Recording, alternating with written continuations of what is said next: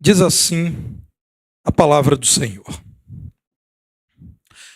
O Deus deste povo de Israel escolheu nossos pais e exaltou o povo durante sua peregrinação na terra do Egito, donde os tirou com braço poderoso e suportou-lhes os maus costumes por cerca de 40 anos no deserto.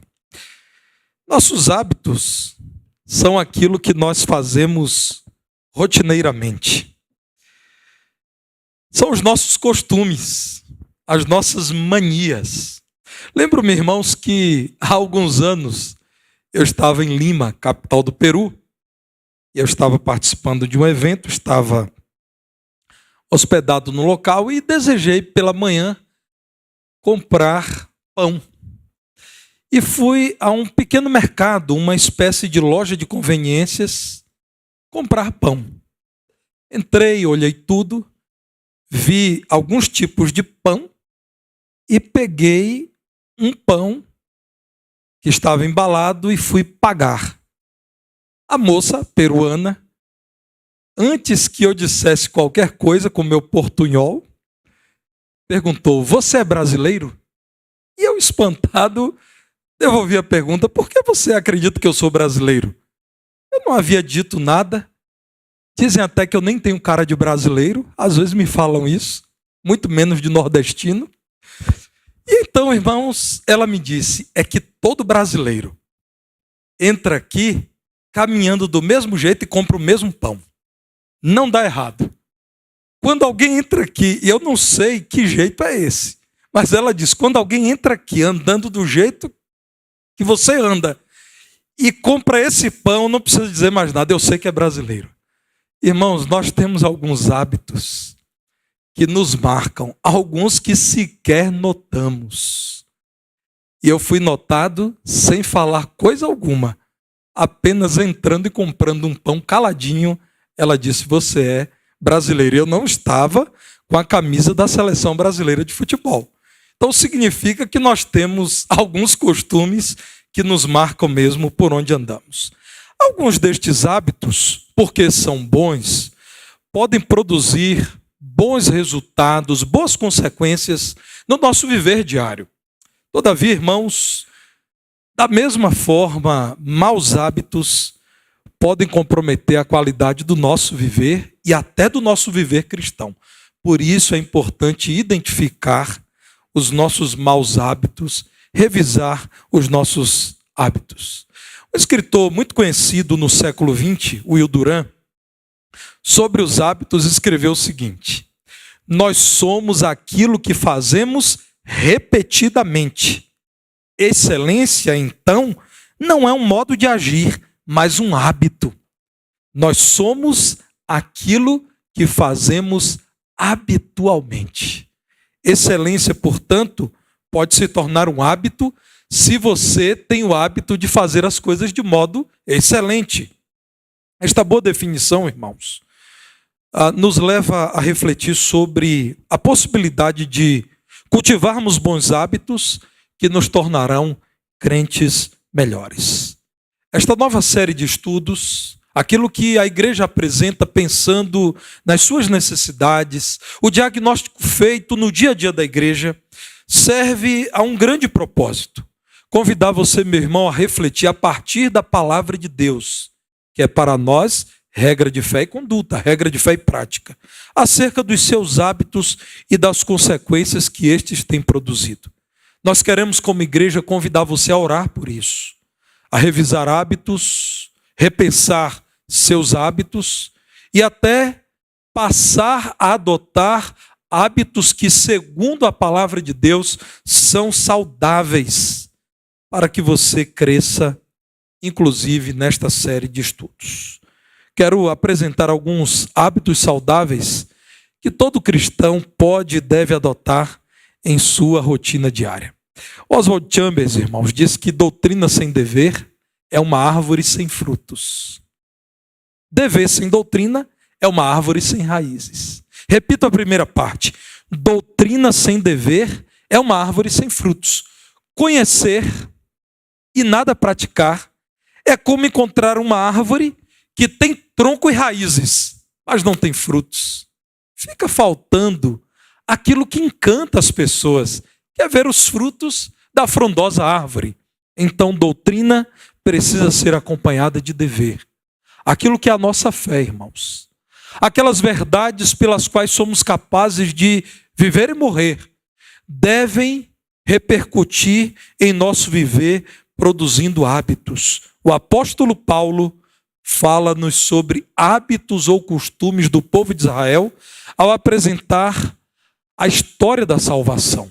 Numa sinagoga, Paulo compartilha aquilo que deveria encorajar os homens e as mulheres tementes a Deus, homens que estavam ali presentes e que ao chegar em casa compartilhariam também com mulheres.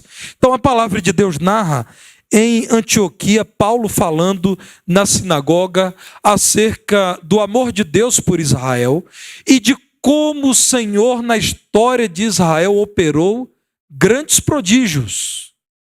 A história da salvação é relembrada, mas infelizmente o apóstolo Paulo relembra um capítulo triste dessa história.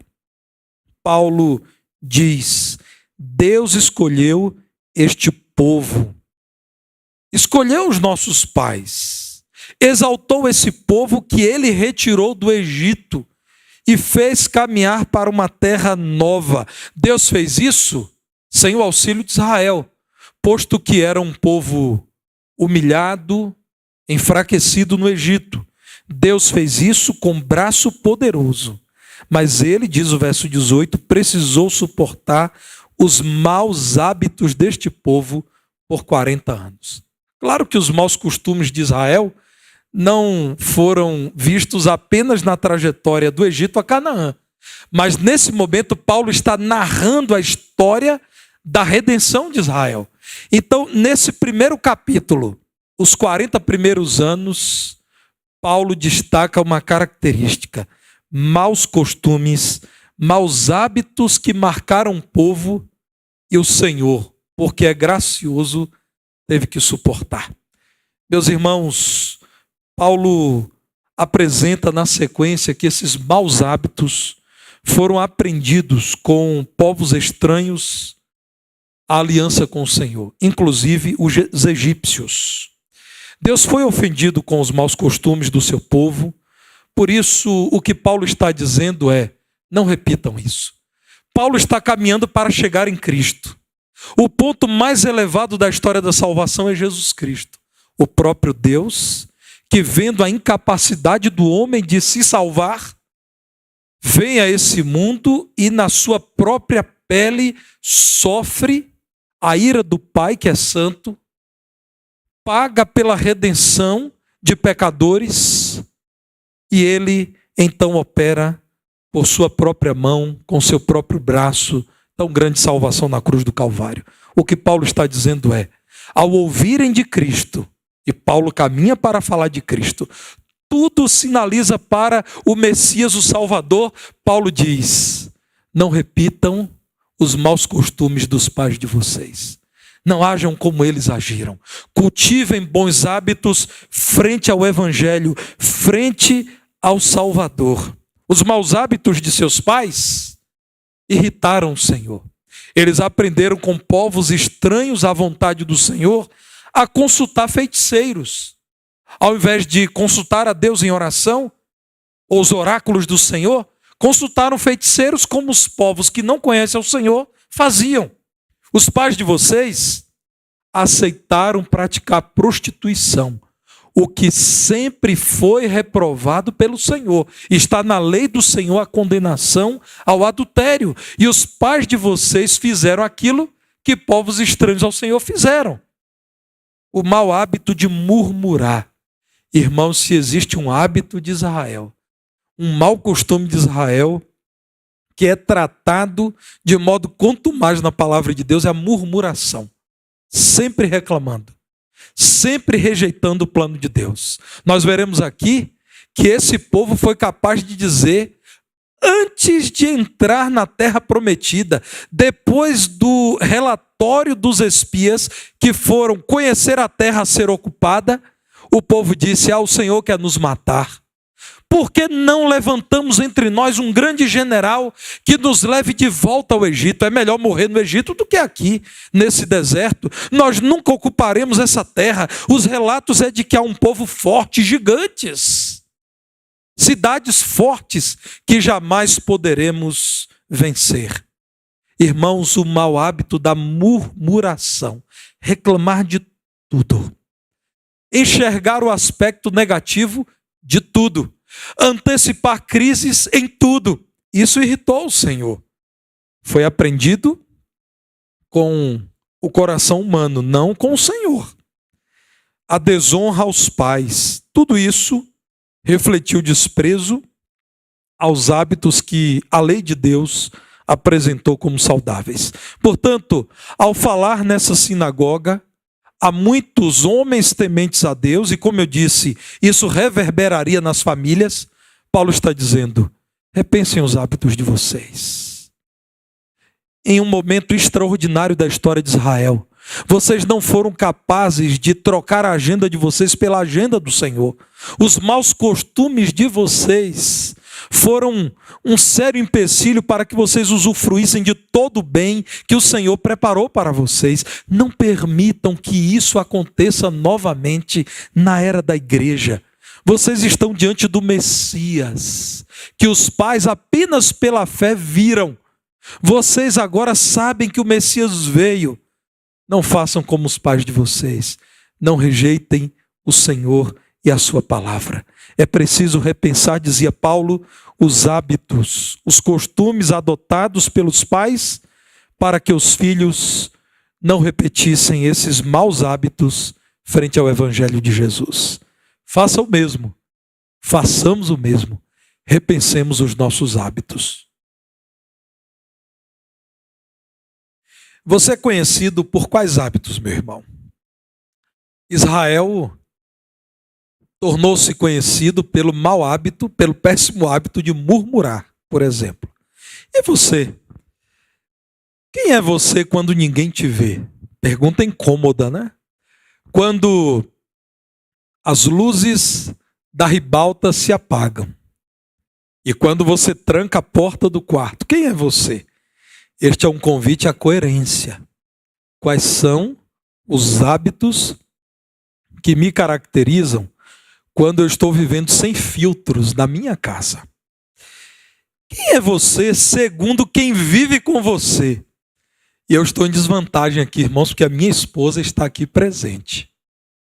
Então a pergunta deveria ser: quem é Tarcísio segundo Sâmela? Por favor, Sâmela, você não está autorizada a falar agora. Respeite o horário de falar, mantenha-se reverente. Por favor, não me interrompa agora. Agora é o momento do pregador falar. É um convite à confrontação, irmãos. Quem vive comigo? Meu filho, minha filha, minha esposa, o seu esposo, a sua mãe, o seu irmão. Ele diz o que de você? Irmãos, em Números 14, verso 34, o Senhor diz a Moisés o que ele pensava do seu povo, o povo de Israel. Números 14, verso 34. Diz assim a palavra do Senhor: segundo o número dos dias em que espiastes a terra, 40 dias, cada dia representando um ano. Levareis sobre vós as vossas iniquidades 40 anos e tereis experiência do meu desagrado. Olhem para esse texto, irmãos. E o que o Senhor está dizendo é: esta má congregação, no verso 35, isso é dito, terá que receber uma punição para que repense o péssimo hábito de murmurar. Irmãos, durante 40 dias, representantes de Israel foram observar a terra. E de lá voltaram. Houve exceções, por exemplo, Calebe. Aliás, Josué e Calebe foram exceções. Tiradas as exceções, o que foi dito é: o Senhor fez uma emboscada para nós. Vejam bem, irmãos. O Deus que com amor ouviu o clamor de Israel, para que tirasse o seu povo da casa da servidão no Egito. O Deus que levantou Moisés, um homem que foi preparado na corte de Faraó com um alvo. Seria da parte de Deus o embaixador de Israel.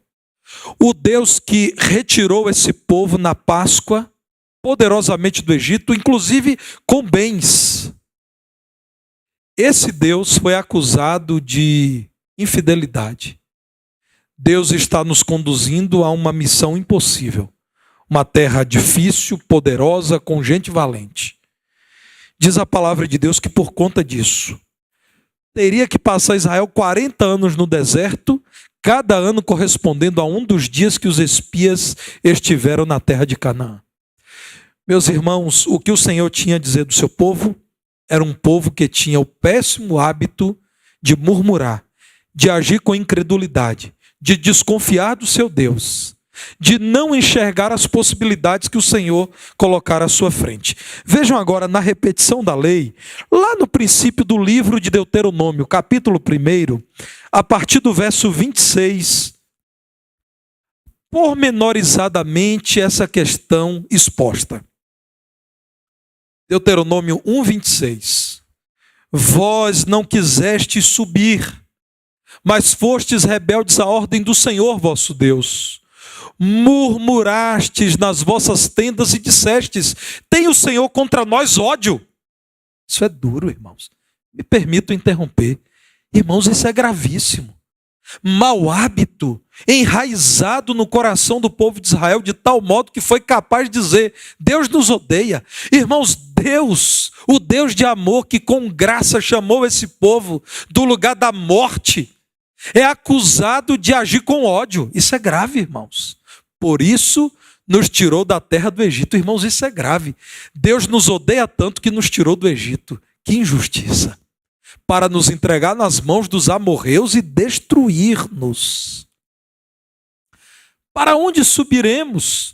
Nossos irmãos fizeram com que se derretesse o nosso coração, dizendo: maior e mais alto do que nós é este povo. As cidades são grandes e fortificadas até os céus. Também vimos ali os filhos dos Anaquins. Então eu vos disse: não vos espanteis nem temais.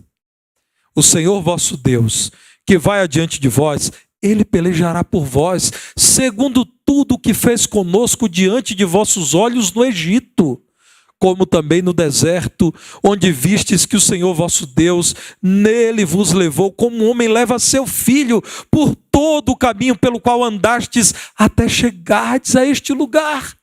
Mas nem por isso crestes no Senhor vosso Deus, que foi adiante de vós, por todo o caminho, para vos procurar o lugar onde deveríeis acampar de noite no fogo, para vos mostrar o caminho por onde havíeis de andar, e de dia na nuvem. Está aqui explicado. Israel tornou-se para sempre, eis-nos aqui brasileiros do século 21, lembrando disso, como um povo murmurador, um povo de mau costume, desacreditar na palavra de Deus. Um mau hábito, descrer nos planos de Deus. E você, meu irmão? Quem é você, por exemplo, segundo aqueles que trabalham com você, no mesmo departamento, na mesma seção da sua empresa? Quem estuda com você na mesma sala da faculdade? Quem é você, segundo estas pessoas? Existe uma expectativa que nem sempre é correspondida na realidade. Talvez o que os seus colegas de trabalho dizem de você destoa daquilo que você diz de você nas redes sociais. Este é um convite à vida cristã autêntica. Há muitos e muitos anos, numa outra igreja, numa outra cidade, em um outro estado, então os irmãos não sabem do que eu estou falando, eu estava aguardando o culto começar, eu era o pregador convidado daquela igreja. Cheguei cedo, sentei ao lado do pastor, e o pastor daquela igreja, um amigo querido, me falava do projeto de ampliação do espaço de cultos da igreja. E estávamos ali esperando o culto começar. Eu, o pastor, a esposa do pastor e uns 3 ou 4 irmãos, e havia um garoto, Um adolescente testando o microfone. Aquela coisa, alô som, e de repente, irmãos, ele tomou um choque. E meus irmãos, ele soltou uma palavra que não é agradável, mas ele estava com o microfone ligado. O microfone funcionou. Irmãos, aquele palavrão foi projetado. O pastor da igreja, morrendo de vergonha, me disse: eu vou pegar esse cabra no fim do culto.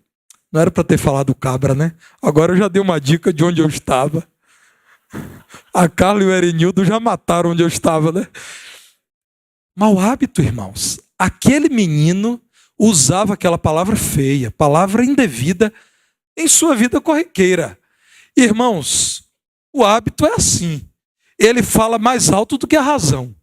No momento, Edson, em que ele recebeu o choque do microfone, não teve tempo para pensar. O pastor está aqui acompanhado de outro pastor. Eu estou no ambiente da igreja. Ele soltou o palavrão no microfone.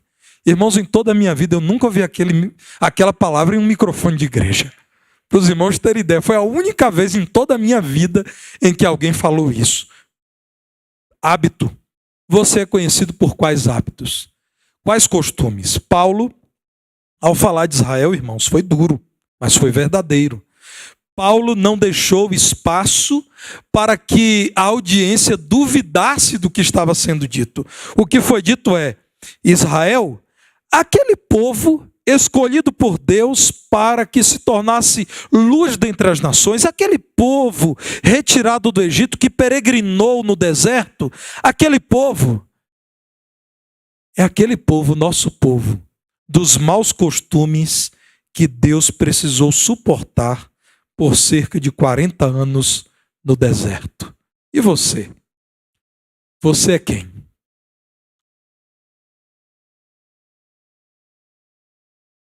Deus tem confrontado você com algum mau hábito? Eu tenho certeza que sim.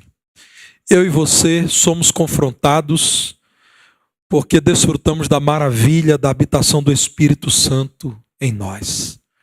Deus tem confrontado você, meu irmão, com algum mau hábito? Ouça a voz do Espírito Santo. Paulo estava falando pelo Espírito que o conduzia. Se Deus tem incomodado, tem confrontado, tem falado, não faça de conta que você não está ouvindo. Quem tem ouvidos espirituais, ouça o que o Espírito diz. Você tem sido confrontado por algum mau hábito, mas sente-se fraco, impotente, incapaz de vencer. É antigo. Ou é um mau hábito que traz algum prazer. Ou é quase que a sua identidade, você se sente desconfortável, não se sente você quando abre mão desse hábito. Ore, clame a Deus por auxílio para que esse mau hábito seja vencido. Irmãos, o Evangelho é o poder de Deus. Não há nada, não há fortalezas espirituais que Deus em seu poder não possa vencer. Não há muralhas espirituais, não há, irmãos, barreiras no seu ser que o Senhor não possa desfazer. Você já identificou, porque o Espírito Santo tem falado, é hora de orar. Ó, provai e vede que o Senhor é bom. É hora de clamar: Senhor, é mau hábito mesmo. Eu reconheço e louvo ao Senhor porque o Senhor me tem falado, mas eu não tenho poder para vencer. Eu não consigo abandonar. É mais forte do que eu. E é mesmo, irmãos, às vezes. Então me dê poder e você terá, meu irmão, a experiência maravilhosa de perceber Deus operando em você para que você vença maus hábitos. Creia na realidade da mudança. Eu batizei um querido irmão em Cristo que foi criado no Evangelho, mas na sua juventude deixou a igreja em que fora criado, porque ele passou a ter prazer em jogos, cartas, dominó, jogos. E ele aprendeu esse hábito no horário de almoço da empresa em que ele trabalhava. Ele era um ferroviário e havia, segundo ele, um longo período de descanso. E muitos colegas ferroviários dormiam naquele período, outros não conseguiam dormir. Era o caso dele, eles passavam a jogar. Irmãos, o que parecia um passatempo se tornou um vício. Esse homem, como ele disse, perdeu muito dinheiro nas mesas de jogos em bares. Ele não bebia, ele não fumava. Ele ia lá para jogar. Se afastou do Evangelho. Esse homem, irmãos, se converteu de fato a Cristo, voltou para uma igreja evangélica e veio para uma igreja batista. A denominação de origem dele era uma outra, porque ele começou a dizer ao Senhor: Senhor, o jogo arrasou as minhas finanças, arrasou o meu relacionamento contigo e em breve matará o meu casamento. O que vai me restar? Eu não tenho poder para deixar de jogar, é mais forte do que eu. Irmãos, ele conta que ele passava horas na mesa e quase sempre perdendo dinheiro, jogando e jogando muito. Esse homem orou ao Senhor e Deus, irmãos, operou um milagre na vida dele, retirou o desejo pelos jogos. Ele buscou a igreja e assim a esposa dele era membro dessa igreja, já era minha ovelha. E esse homem, irmãos, foi verdadeiramente transformado pelo poder do Evangelho. Esse homem tornou-se membro da igreja, tornou-se um crente fiel, tornou-se um irmão admirado e tornou-se diácono da igreja. Esse homem, pelo poder de Deus, venceu o mau hábito do jogo. Irmãos, experiência profunda com o Senhor. Um homem que, ao olhar para o seu estado de miséria, olhou para Cristo e disse: o Senhor pode me salvar desse mau hábito, desse vício. E Deus estendeu a mão. E aquele homem voltou-se para Cristo e no testemunho dele ele diz: somente o Senhor poderia me arrancar do hábito diário de deixar a minha casa, dirigir até o local dos jogos e durante muitas horas jogar. Um hábito irracional segundo ele, porque ele sabia que quase sempre perdia dinheiro, mas era o hábito diário de jogar. Deus tem te confrontado com algum mau hábito? Lembre-se de ouvir a voz de Deus e clamar por auxílio. Creia que Deus pode te levar a mudar. Qual hábito saudável você precisa adotar hoje? No Salmo 139, aquela linda oração, nos versos 23 e 24, expõe o que deve ser a minha oração, o que deve ser a sua oração constante, meu irmão. Salmo 139, verso 23, sonda-me, ó Deus, e conhece o meu coração. Prova-me, conhece os meus pensamentos, as minhas ideias, os meus hábitos, os meus costumes. Vê, Senhor, se há em mim um hábito mau e guia-me pelo caminho eterno. Faça essa oração. Guia-me pelo caminho eterno. Então a nossa oração, irmãos, deve ser: Senhor, nos ajude a adotar hábitos bíblicos, que é fruto de uma cosmovisão bíblica. É olhar o mundo e não apenas partes do mundo a partir dos óculos da palavra de Deus. Sim, irmãos, o Evangelho não nos apresenta um conjunto de práticas espirituais. O Evangelho nos apresenta o plano de Deus para toda a sua vida, até a eternidade. Quando você é capaz de estudar a palavra de Deus crendo que ela é inspirada, inerrante, suficiente, você será capaz de olhar o mundo a partir do ensino bíblico. Então os seus hábitos devem ser hábitos bíblicos. Sim. Rapidamente, irmãos, eu quero citar 10 hábitos. Essa semana eu preparei esse estudo e eu disse assim, eu quero dar aqui 10 exemplos para os irmãos. Irmãos, há dezenas e dezenas de hábitos que eu e você precisamos adotar. Eu vou mencionar 10 deles que estudaremos aqui ao longo dos próximos meses. Verbalizar sua gratidão, o hábito de agradecer. Segundo, contentar-se com aquilo que você come, alegrar-se com a comida que há na sua mesa. Terceiro hábito, falar em amor. Você pode falar tudo, mas busque agora cultivar o hábito de falar em amor. Quarto hábito, orar sempre antes de tomar qualquer decisão. Quinto hábito, ler a Bíblia diariamente.